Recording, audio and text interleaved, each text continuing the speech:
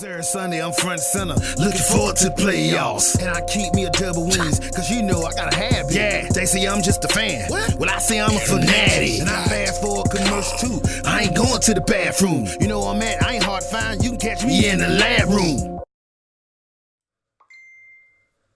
Congratulations. Look at this kid. Who else could it be? Me, your man, Louie T. Welcome to Thursday Night Football overtime. Seahawks at home, taking care of a little bit of family business against the Los Angeles Rams. You know how the family do it. If these two teams said they ain't did it, then they ain't did it. But if they did, well, that's NFC West family business. And boy, is this some quality family business right here. The last, I'd say 4 or 5 times they've played, these teams have come down to the wire. Last year, I believe the game in Seattle was 33-31, something like that. The Rams went for it on 4th and inches and got it and iced the game at the end. The game in Los Angeles was a close affair that I think the Seahawks might have turned it over 3 or 4 times and lost to the Rams there. These teams play some very competitive games. They're the 2 best teams, I think, in that division. I love what the 49ers are doing right now, and I think they're going to be around in this division, but I do not think they're the class of this division. We're going to find out as the 49ers start to ramp up their schedule and start to play tougher teams. It starts this week with Cleveland at home on a Monday night. But, man, what a game this was. I finally get one right on Thursday night. I went with the simple theory of Seattle at home on prime time never lets me down. They almost let me down. They had ample opportunities to put this game away and just refused to do so. And honestly, they should have lost this game. I'll explain why here in a second. But damn, what a game. Russell Wilson is so good. Man, is he good. Chris Carson is a man, a grown-ass man. We'll talk about him here in a second. And I tell you what, a lot of people love to hate on Jared Goff, man. I don't understand why. I don't really get the reasoning as to why they don't want to give him credit. And he's not always the sharpest quarterback in terms of putting it on the money. But boy, does he give his team a chance to win week in and week out. It wasn't pretty last week against Tampa. He missed some throws. Still threw for 517 yards. Okay? He missed some throws, and he admitted that. And he threw some picks. And he had some screw-ups in that game. But we've seen Jared Goff on this very stage, like tonight, last year against Minnesota. Was there a better offensive performance from a quarterback last year? And I know Patrick Mahomes won the MVP, and he was ridiculous, and there were some shootouts. That game against Patrick Mahomes on a Monday night, that was a hell of a football game. Goff can sling it, folks. And I know you want to give a lot of the credit to Sean McVay, and rightfully so. But Jared Goff still got to have a quarterback pulling the strings, and Jared Goff did what he needed to do to put his team in a position. Even that last pick he threw, that went right through the hands of Gerald Everett. I mean, Goff couldn't have ran up and handed that to him any better. He put his team in a position to win this game on the road in a hostile environment. I like me some Jared Goff, man. I don't know about you. I'm a Jared Goff guy, but let's start with Seattle because now they're 4-1 in that tough NFC West division. And this was the team that I felt like they had to slay to get back what they think is rightfully theirs, and that's the NFC West divisional crown. Now, again, San Francisco, not a pushover this year. They're 3-0, and their schedule is going to ramp up, and they haven't seen any of the big boys in the division yet. Haven't seen the Rams. Haven't seen Seattle. So it's going to be interesting to see what they do when they do see the bullies on the block. But nonetheless, Seattle's I shouldn't say new identity, reformed identity. They're back. Back like cooked crap, running the football down your throat. It's fun to watch, too, because last week it wasn't pretty against Arizona. It wasn't. But what did they do? They ran the damn rock, okay? And they did enough through the air to put Seattle or Arizona away late in that ball game. But they ran the football. They're playing defense. And again, I like this aggressive brand of defense that they're playing. It's not the old cover 3 that you're accustomed to seeing with the old Legion of Boom when you knew it was going to be Earl in the middle of the football field with 1/3 of the field. Dick Sherman on one side of the field with a third, and then whatever other cornerback they had, whether it was Brandon Browner or the one corner that went to Philly and then ended up coming back. I always forget his name. But you knew they were going to play cover 3. They weren't going to blitz very often, and you had to try to beat it. Now they're mixing up coverages. They're being aggressive. They're stunting. They're twisting. I love that they have a couple of guys in Ansah and Clowney that can get after you and mix it up there. They've got a nice group of defensive players. And I think that young secondary is starting to come into its own with Trey Flowers and all of those guys back there. I've always been a huge Griffin fan, and I think they're starting to really gel back there. I was a huge Tedrick Thompson fan coming out of Colorado. My thing was, could he stay healthy with the concussions? He's played well, had some struggles here and there, but I like Tedrick Thompson. I like that secondary in general in Seattle, and I think they're really starting to build a little bit of continuity on defense. Offensively, I talked about needing to make up for that missing production that you had all those years with the Angry Bird, Doug Baldwin, and I thought that they were going to get it out of Jennings. Well, they were going to cut him, then they ended up keeping him, but he's a non-factor. And you didn't really know what they were going to get out of the receiver out of Ole Miss. He's been really good for them early in this season. Big plays. We knew he was a big play machine. All right, you didn't know if he was going to be able to come in and run the route tree and give you all of the things that you need from a big receiver like him. And I'm talking about DK Metcalf, but he's giving you the thing that you thought he was going to be able to give you right out of the gate, and that's big play ability. And he's done that early in this season. He's been able to make big plays. He made another one tonight. He's a big physical wide receiver. Would have loved to have seen him come down with that 2-point conversion in the end zone, which would have put them in a position to not lose on a walk-off field goal. But he's been really solid for them. The guy that has probably stood out the most, though, is Will Dissly, the tight end out of UW. Never thought that he would be able to give them what he's given them on the offensive side of football from a receiving standpoint. We knew he could block, and that was his primary goal and duty at Washington. But to see him come into the mix this year and really do what he's done. You know, this is a second-year tight end, missed a bulk of the season last year with a knee injury, and he comes back this year, and the guy's catching everything, and he's making plays for them. This is the first game this season, I believe, if I'm not mistaken, that he didn't have a touchdown grab in, but he was exceptional again tonight. And then Chris Carson, look, I love their collection of backs. They've always had a collection stable of backs. The problem has always just been health. You know, whether it was Mike Davis last year along with Chris Carson and Penny, Rashad Penny. But now you get back, finally, C.J. Prosise. If he could just stay healthy, that's always been his issue with Rashad Penny and Chris Carson being your lead dog. You got a nice bevy of backs back there that can do different things. I just love what they bring to the table. And Chris Carson, my goodness. Man, first of all, man, was I wrong about him coming out of Oak State. I thought he was just a dime a dozen, run-of-the-mill standard Jag, okay? I was wrong. Man, was I wrong about him. He's big, he's physical, he's fast, and he's elusive, man. There are a couple of times where he bounced some runs, stuck his foot in the ground, cut back, made people miss, reverse field. I mean, he brings a lot to the table, and then he gets the tough, dirty, physical, nasty yards after contact, where guys are draped all over him, and he's churning out those legs, and he's continuing to pick up yards after contact, which leads me to my biggest disappointment of this game. I had two of them, really. So I shouldn't say biggest. My two biggest disappointments in this game, and why I thought the Seahawks should have lost this football game. Scared money don't make money. And Pete bitched up on me in the first half, right before halftime on a 4th and 1, where I'm like, you got all the momentum. You're up 14-6. Man, if you don't go for the damn knockout blow here, man, I'm talking about cut the jugular. Watch those boys bleed out on the turf. Remember what they did to you? Was it last year? When they came to your house, first 48 style and shot the place up?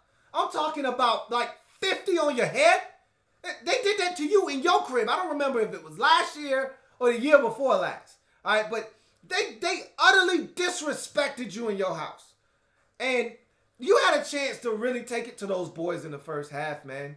4th and 1, you're deep in Rams territory, man. If you don't cut they goddamn, dismember them at that point of the game. Cut their head off, leg off, and bury the pieces around the field, man. No, you want to be soft. You want to settle for the field goal. You want to try and draw them off sides and then kick a damn field goal, which you missed, and gave them all the momentum, and they went right down the field, scored a touchdown, and just like that, it's 14-13, and you lost all momentum. And then, to make matters worse, they get ball after the halftime break, come out, and double dip your ass. Dip, baby, dip, come on. Dip, just dip. They get the touchdown before halftime, come out and get a touchdown after halftime. Boom, just like that, you trailing in the game. You deserve that. You asked for that. So, I didn't feel bad. And then, they gave you a second opportunity. They say, you know what? You effed it up the first time, but we're going to give you another opportunity. It was so nice. We're going to allow you to right or wrong. Here's a chance to do it twice. Fix what you did in the first half. This time, you got it on 3rd down to wrap this game up. And I just talked about a situation where the Rams had a chance to put you away in a 33, I believe it was a 33-31 ball game. And they said, nah, we ain't putting the ball. We're going to go for it. And it was deep in their own territory. Quarterback sneak, game over. They beat you 33-31. You got a similar opportunity here. 2 downs to get 2 yards. All right. And with the way Chris Carson was pounding the rock on these boys, to hell with all the cute stuff and the chicanery and the tomfoolery. This ain't the time for no damn speed option bullshit. Okay? You line up and you tell these boys, stop me. Not once, but twice. And if Carson had just gotten 8 yards, guess what? You're getting a quarterback sneak on 4th down and it's a wrap. All right? But under no circumstances am I going backwards to try to pick up 2 yards on that particular play. It's just not happening. Not with the way you were running the football. All right? You had just gotten a gain of 5 on the previous snap. What are we doing here, folks?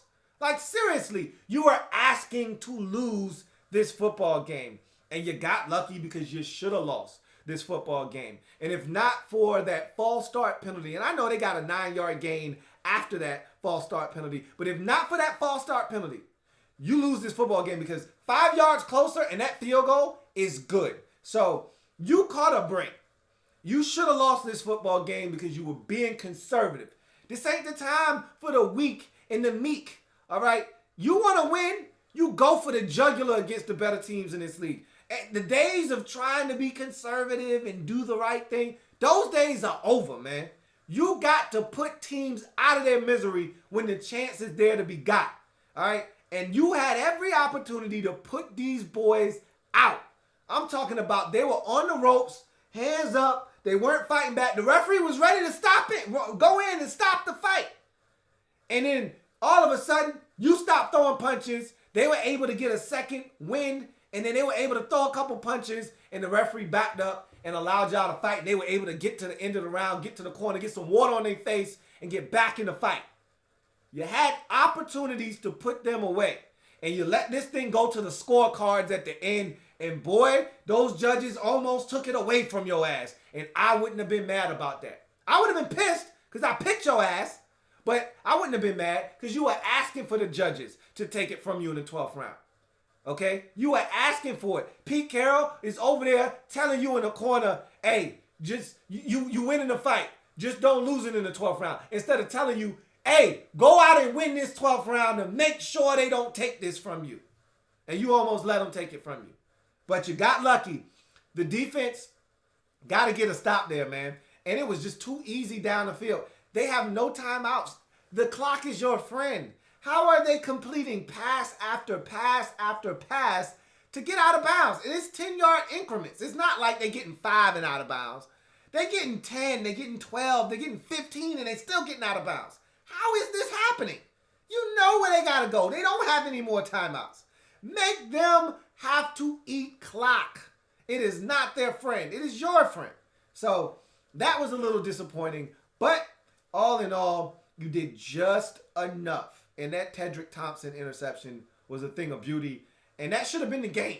Again, you were trying to lose this football game. But you get away with it. Man, Russell Wilson's touch, man, is that feathery soft or what? His touch, by far and away, the best of any quarterback in the league. No one throws a softer football than Russell Wilson. And some of those passes tonight on the move were dimes. That pass to Will Dissly over the middle of the football field, are you kidding me? Are you serious right now? The pass, I don't think he meant to throw that touchdown pass to Tyler Lockett. I don't give a shit what anybody says. I don't care what Russell Wilson himself says. There's no way he meant to do that. He was throwing that away, and it just happened to land in the arms of Tyler Lockett. That's a hell of a play by him to get his feet down and make that a touchdown. But there was another throw down the sidelines where you're just like, Russ, stop, man. Stop. These boys aren't ready. Cut it out with your nonsense, man. His touch, man, is just stupid. His touch was so feathery soft that Chris Carson almost couldn't corral it in the end zone on the fourth down touchdown that almost wasn't. So what an offensive performance. Russell Wilson, and I'll bring this up again. I brought it up earlier in the season, but there were a couple of you out there when we did the NFC West breakdown before the season to predict what we thought was going to happen. There were a couple of you out there, can't remember exactly who, but I remember there were a couple of you out there that said Russell Wilson will win the MVP this year. Right now, you're not wrong. This guy is playing at an MVP-like level. I don't know if I've ever seen Russ this confident. And the weaponry may not necessarily be all the way there yet, but man, is he making plays out there. And with the guys that are out there, it's not always the best collection, but I've always liked Jerron Brown, even back to his Arizona Cardinals days. And so you add DK Metcalf and Tyler Lockett and Will Dissly's emergence. It's more than enough stuff out there, man. And Russ is spreading it around to everybody judiciously. And he's on an MVP pace right now. I don't know if he'll be able to keep this up, but man, is he playing the quarterback position the best I think I've ever seen him play it right now. It's fun to watch. It really is. As they get the 30 to, what is it? 30 to 28, 30 to 29. Yeah, 30 to 29 victory over the Rams. You look at the Rams. The reason I picked Seattle, one, obviously the home field advantage thing. That's a big deal for me. But two is I'm not impressed with the Rams defense. And it was crazy because I was talking to a Rams fan after the Sunday night win over Cleveland, and he was like, man, this Rams defense has been really impressive. And to that point, they had been, because the offense wasn't playing at the level that we had been accustomed to seeing in the past. And, you know, I told you I was going to beat this drum. It's dead now because we're far enough into the season where it doesn't matter anymore. But they came out of the gate staggering a bit offensively. Why? Because they didn't play in the preseason. I'm going to stick steadfast to that. The Bears struggled out of the gate offensively. Why? Because they didn't play in the preseason. You can't take the entire preseason off and expect to come out of the gate like nothing ever happened. Like you're in week 8, okay? And so they struggled out of the gate, but the defense was able to do enough to help them win ball games early. They got a break with Drew Brees going down in that matchup in week 2 versus the Saints. But the defense was really good in that football game. Same thing could be said for week 1. But then you look at, and that was at Carolina, and I know the score doesn't necessarily indicate how good they were defensively, but they gave up a blocked punt in that game that either went for a touchdown or set up a touchdown for Carolina to get back in that game. They played well enough defensively to win that game, and they did on the road. But when you look at the last 2 games, and even that game against Cleveland, that was a lights-out defensive performance. They flustered Baker Mayfield. But I saw a chink in the armor that night, and it's really been something that has been a recurring theme with them. And they don't stop the run very well. I thought Chubb ran it well on them that night. Last week, the Bucs didn't have to run it, but when they did, I thought they had success running the football. And you saw it again tonight. I think they've got issues stopping the run, and this was something that plagued them last year, if you remember. They had issues stopping the run towards the back end of last season. And then once the postseason came along, they got much better at stopping the run all of a sudden. But they had issues stopping the run last year. They're having issues stopping the run again. And you can throw the football on the Rams. Remember, you could throw it on them last year. Remember the shootout versus Minnesota. Remember the shootout versus Kansas City. They gave it up last year at times through the air. And so you can run it. You can throw it. Tampa Bay showed you that last week. I think this is a defense that has some issues. When they're on, they're hard to stop. When Donald is getting after the quarterback, when Fowler, who looked like he was nursing a lot tonight, when he's got it going, and now you add Matthews, who has been really good for them in the early portion of this season, when they're all hitting, they're a really tough defense to deal with. But, you know, Marcus Peters is a gambler, and so you can get him deep. He got beat deep tonight. I think he was expecting John Johnson to help him on that play. When you look at that replay and you look at his reaction, and I look at John Johnson, and he was kind of in no man's land there on that particular play. I'm thinking that help was supposed to be there, and that shouldn't have been such an easy touchdown toss for Russell Wilson on that play. But you've seen them give up plays. He gave up a big one to Mike Evans last week. This is a defense that you can take advantage of, and you saw it again tonight. Seattle moved the football pretty much at will tonight on this Rams defense. They ran it. Russell Wilson was able to throw it, but you know Russ is a different kind of a cat. All right, he's a different breed.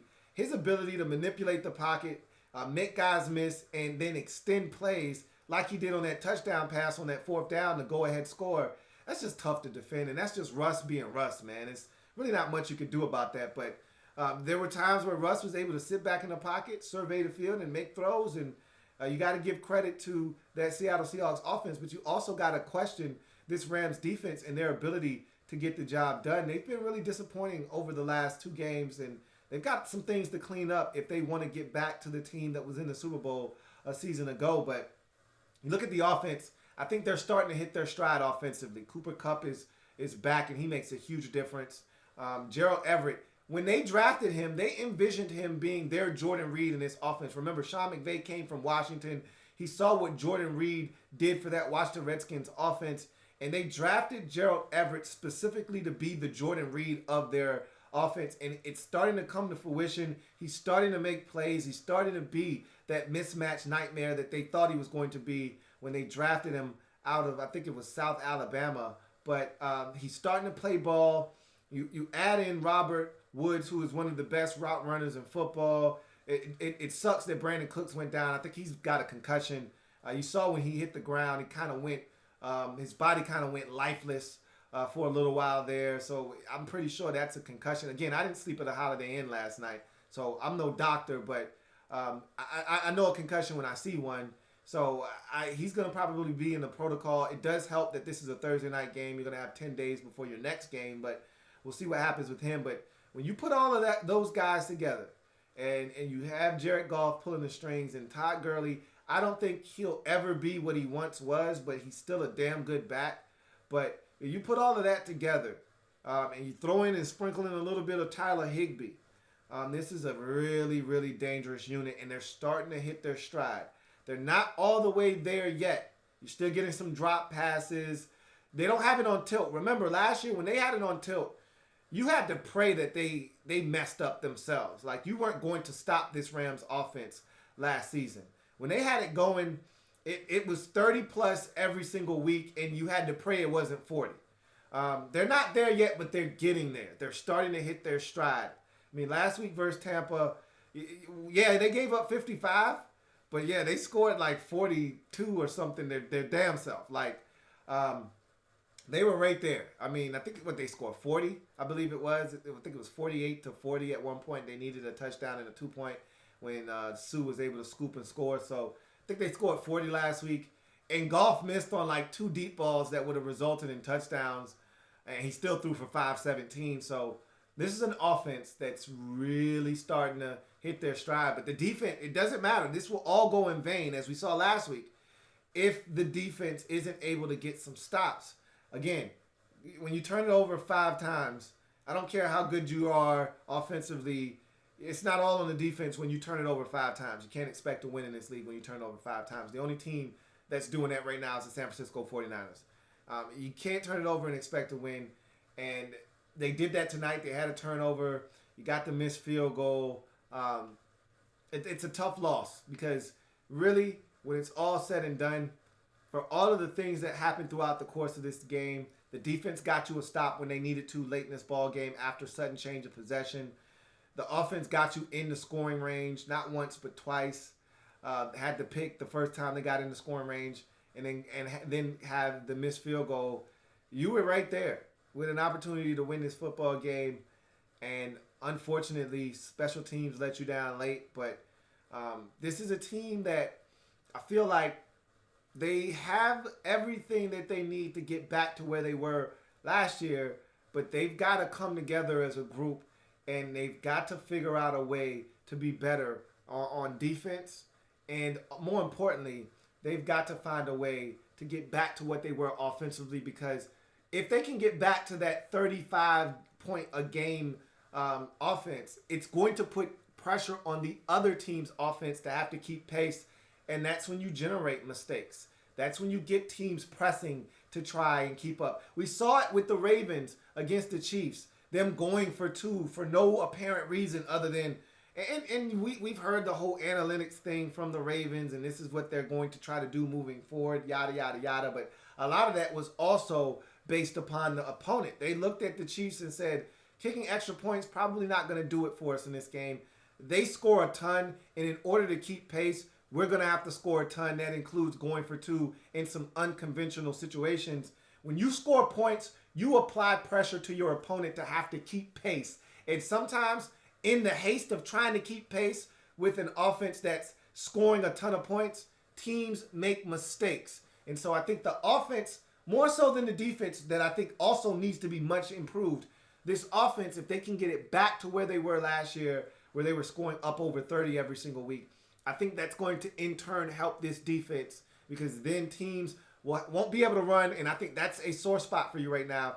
But if you start scoring a bunch of points, you take teams out of their game plan, which probably is going to be to try to run against this Rams defense, force them to have to throw it, allow the best part of your defense to shine, which is your pass rush, pin your ears back, go after teams, and that's how you'll start to generate the turnovers.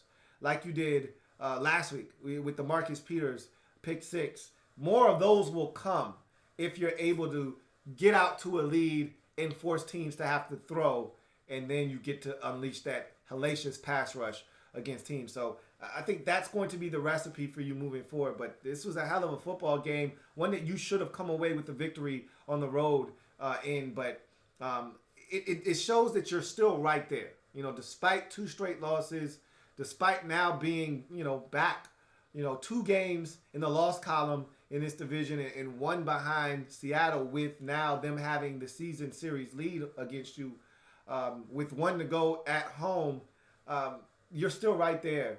And I'm seeing the wheels start to turn in motion for this offense. Got to get this defense back on par, though, if you're the Los Angeles Rams. So let's get to the comment section. That loud thud you heard was me dropping my device. So we will get this party started with the comment section, and then we will, if we got time, we'll open up the phone lines. So let's see. Don't see any comments early.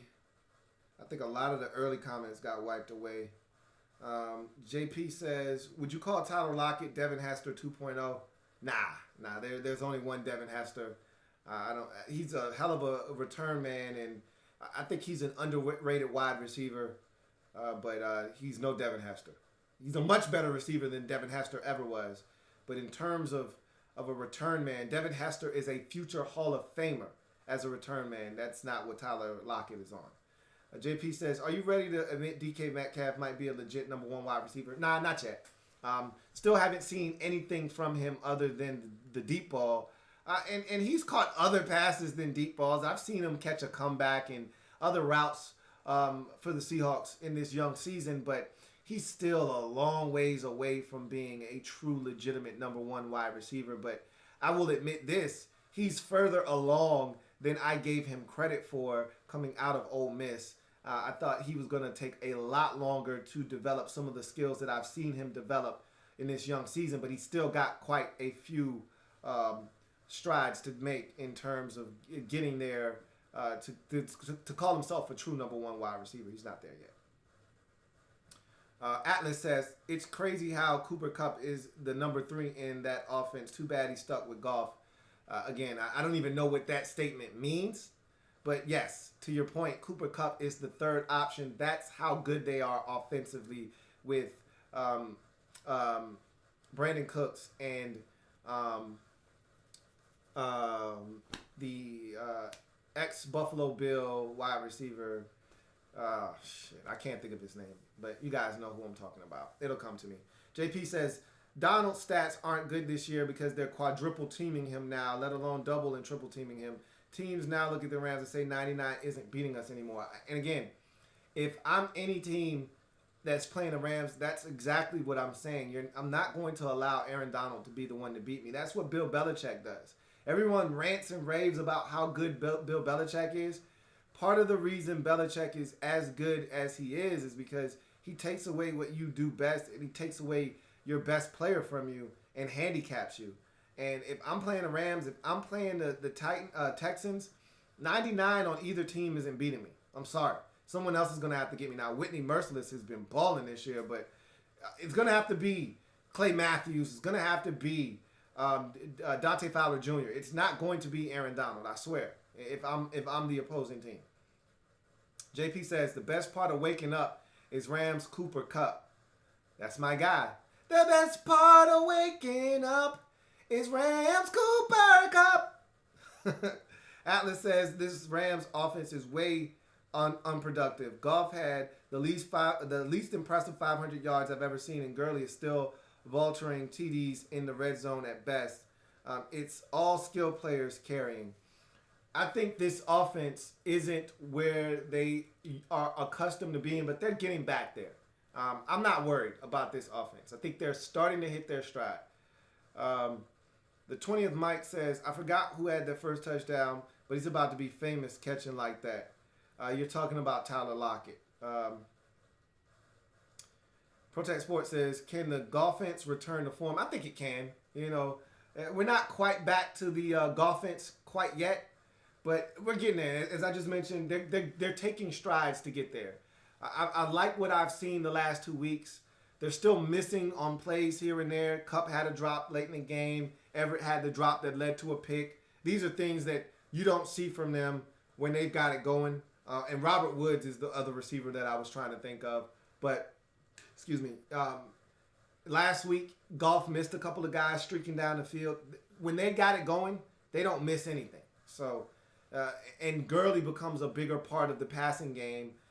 And he may never be the running back that he once was, but he can still be a huge part of this offense as a receiver out of the backfield, I believe. So I think they're going to get it going. I really do. Atlas says, McVay is handling this all wrong. Goff needs Gurley to get the pressure off of him for this offense to work. But McVay is apparently allergic to running the ball, so Goff naturally fails. I don't necessarily agree with that. But JP says, not NFL related. Oh yeah, it's all good, man. That was a tough one to stomach, but hopefully we can bounce back tomorrow. Atlas says, okay, that's it. It's official. I'm off the McVay and Goff train. Both of them are overrated beyond belief. Whoa. I don't know what you got going on tonight, Atlas, or what McVay and Goff have done to you. I don't know if they cost you a pool or fantasy or something, but bro, you got to chill. You on one tonight. Sports Fan Entertainment says, Russ definitely meant to make that throw to Lockett. If it was a throwaway, it wouldn't have been that close. He meant to give Lockett a shot, and he came down with it. I don't know, man. You're probably right, and I shouldn't discount Russ's ability to make that throw. It didn't. And the guys at halftime said they thought it was a throwaway. I think it was a throwaway, man. That was too good of a throw, though. You know what I mean? Like, that is ridiculous. And I shouldn't discount Russ's ability to make that throw, though.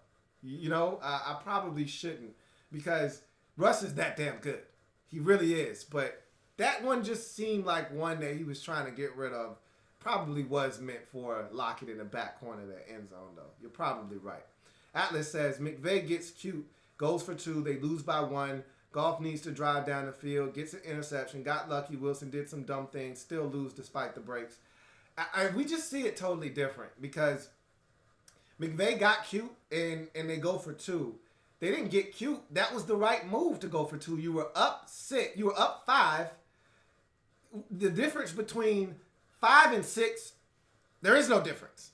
If the Rams give up a touchdown, you still lose the game by either 1 or 2 points. So you go for 2. The move is to go for 2 there to make it a 7-point lead. So they didn't get cute and go for 2. You were supposed to go for 2 there. So I disagree with you there.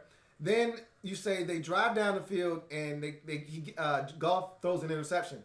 If that's throwing an interception, if that's on Goff with a perfectly thrown football that goes through the hands of his receiver, then I don't know what else you want from Jared Goff in that particular situation.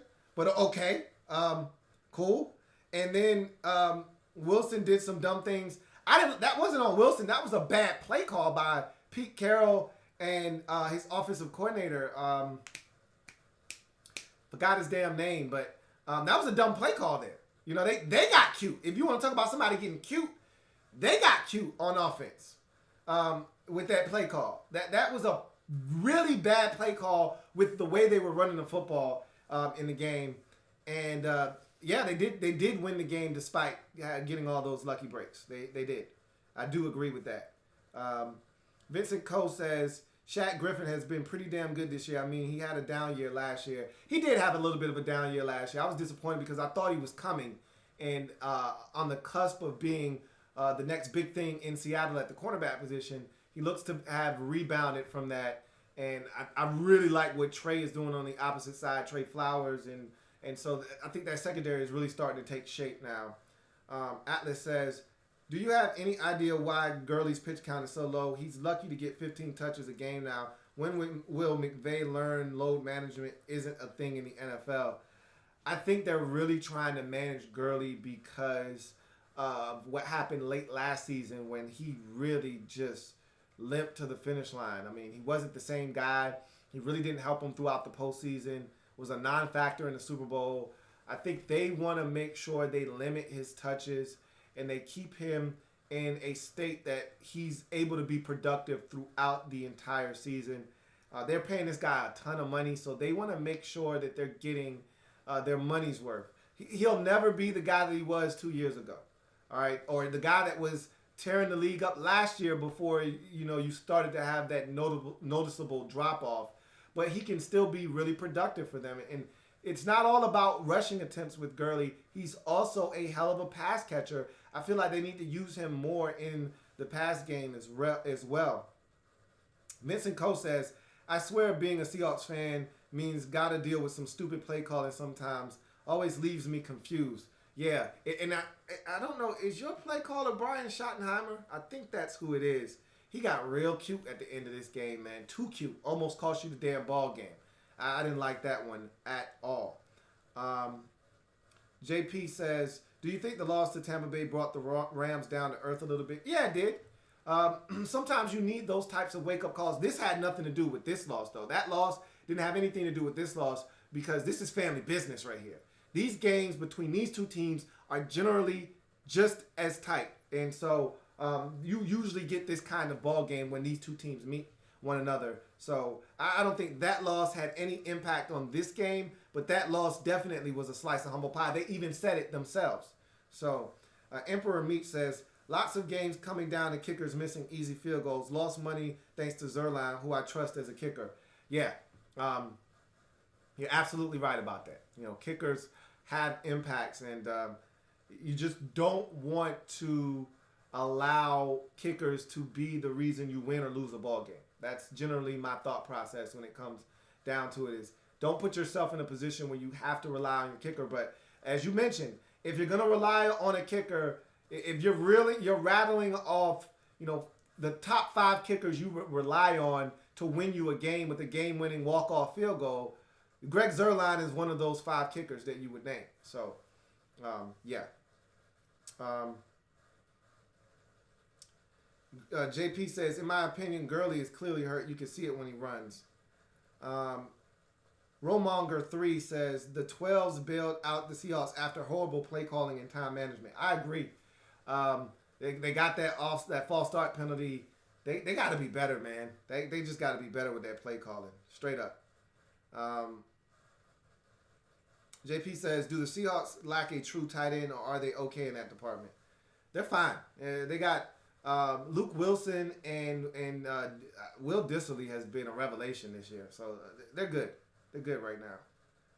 Robert Gamble says, I know this is not related, but if Redskins get the first pick in the draft, does this sound like a good plan? Trade the first pick to the Dolphins and then trade Trent Williams? I don't know. JP says, I hate the Seahawks with a massive passion, but Russell Wilson was great tonight. Makes me wish we could see our rookie quarterback do stuff like that. Got a long way to go. Russ is a beast, man. Russ is absolutely a beast.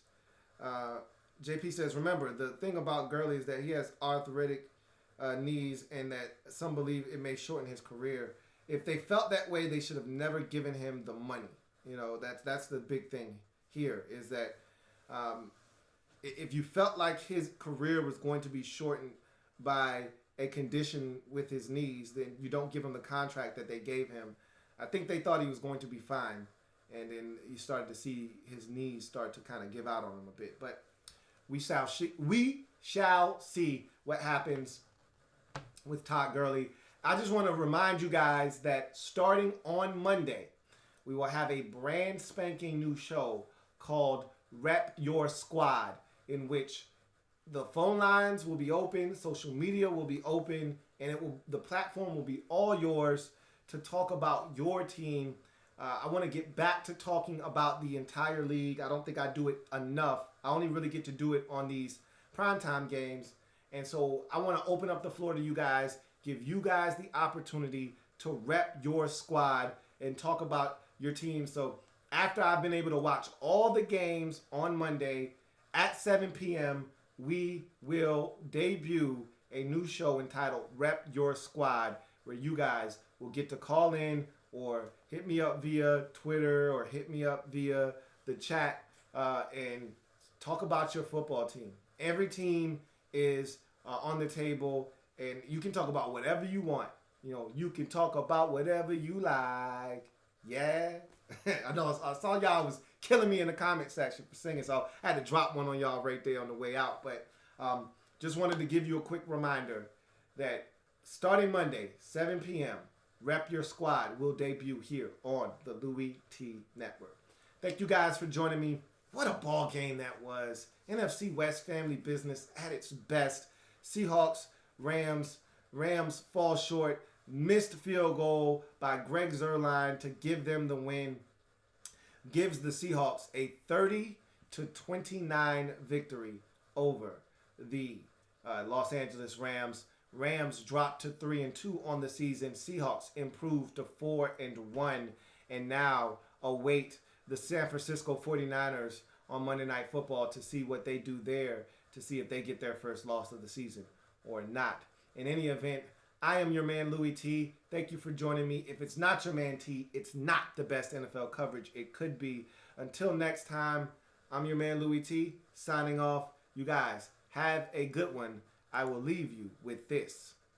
What's going on, fam? It's your man, Louie T here. Check this out. If you play daily fantasy on FanDuel or DraftKings, make sure you sign up to DraftDime.com. They offer some of the best projections in the industry, along with one of the most advanced lineup optimization tools to not only get you in the game, but to help you dominate. They also offer a fantasy football draft kit to help you dominate your buddies during your season-long leagues. So, what are you waiting on? It's never too late to get in the game. Get over to DraftDime.com and sign up. And remember to use the coupon code Louie. That's Louie, Louie, for 10% off. The link is in the description. And don't forget to tell them that me, your man, Louie T, sent you.